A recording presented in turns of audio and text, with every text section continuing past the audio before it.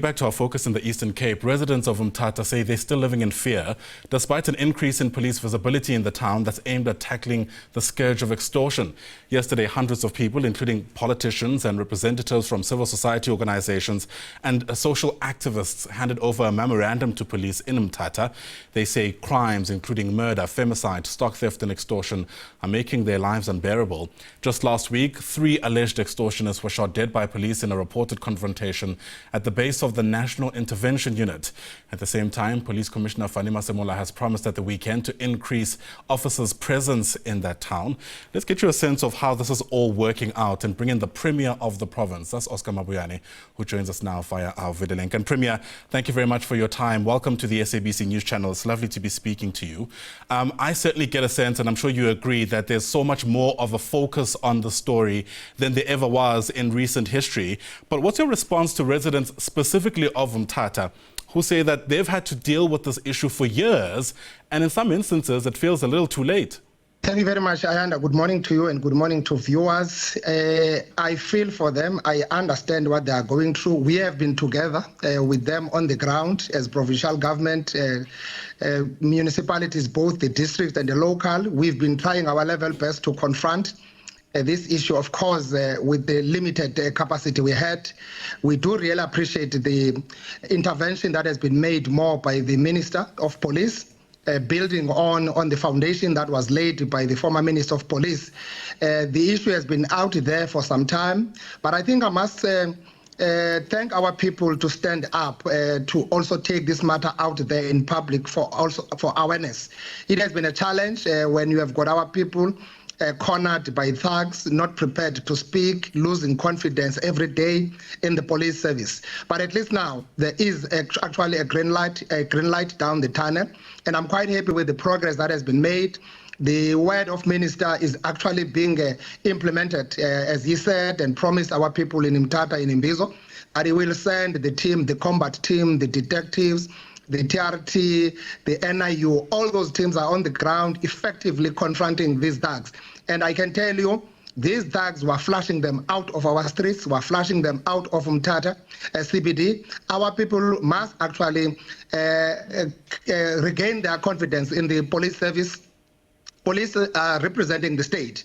The state is actually stamping its authority there. Yes, it might have taken a little bit longer. Yeah. It might have been a little bit sluggish to respond, not quick turnaround time. But now we are here.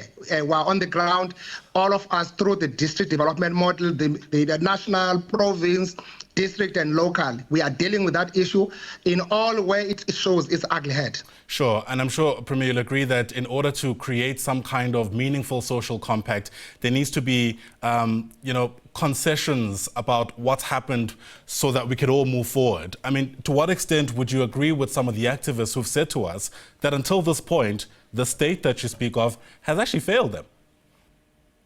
Well, I'm not sure what do they mean. Police have been doing a lot of work in Umtata. There's been a lot of breakthroughs that have been made. Yes, there's been these problems around Bikim, Kregezweni, ongoing, Port St. John's and Tsolo Kumbus, the stock theft problem, which is ongoing. To say our people have been failed, perhaps they might not be wrong. Indeed, the state must actually be agile in responding to issues like this. Hence, we have been calling all manner of interventions necessary nationally as well. We've been calling for a South African National Defence Force deployment because we realize the depth of the problem that we're dealing with. I know there are provinces that have got more serious problem than what we have. But I know here in the Eastern Cape, we're a rural province. When things like this happened, they really directly affected the ordinary people. And our people really have been feeling unsafe in their communities. So I do understand. I'm with them.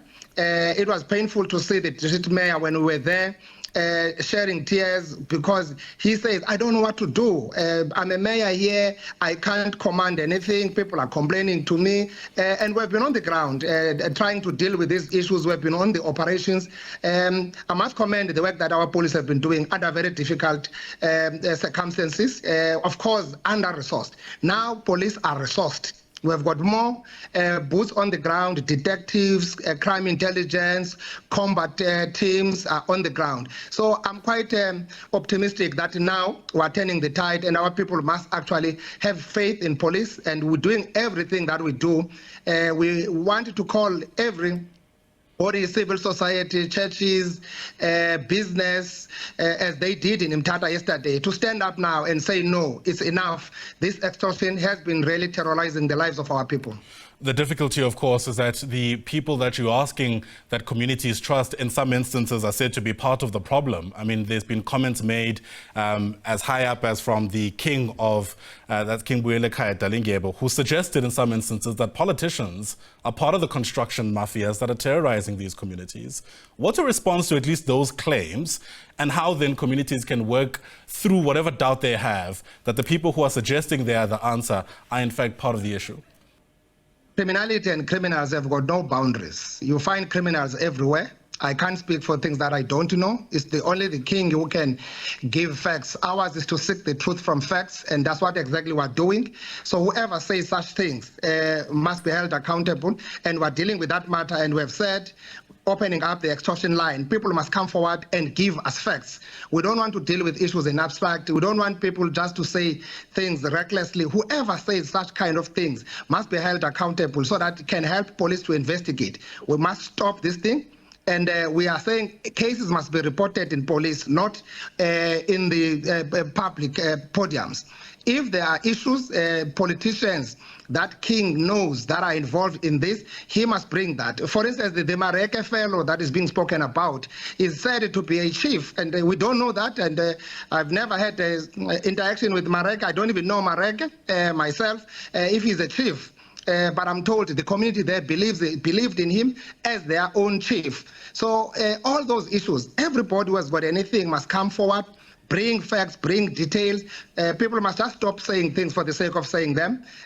So we would want to call everybody, kings, traditional leaders. I'm quite happy with the Contralesa House of Traditional Leaders going out on public to denounce these kind of behaviors. Yeah, okay, so as far as you're concerned, no one really in your ranks, no one in amongst politicians in the Eastern Cape are involved in these issues, at least from what you know. At least from where I am, I haven't yet. I said there is no thug that can hide behind politics. A criminal, whether he's a politician, that criminal must be exposed, and so that the law enforcement can deal with that situation in our province. And I've said we're flushing out, we're cleaning our streets. Everybody who might be implicated in that, that person must be held accountable. But what we're saying, we don't want distraction. We don't want diversions. When we're focusing on real issues, people are sidetracking us, making us focus on other issues. We want to focus on these criminals, hardcore criminals that have been terrorizing our people. If there are politicians behind those criminals, expose them, bring us facts so that we deal with that. All right, Oscar Mabuyane, we're going to have to leave it there. Thanks very much indeed for speaking to us. And I really hope, for the sake of specifically the residents of Umtata, what you say comes to fruition. Oscar Mabuyane is the Premier of the Eastern Cape. Thanks very much indeed.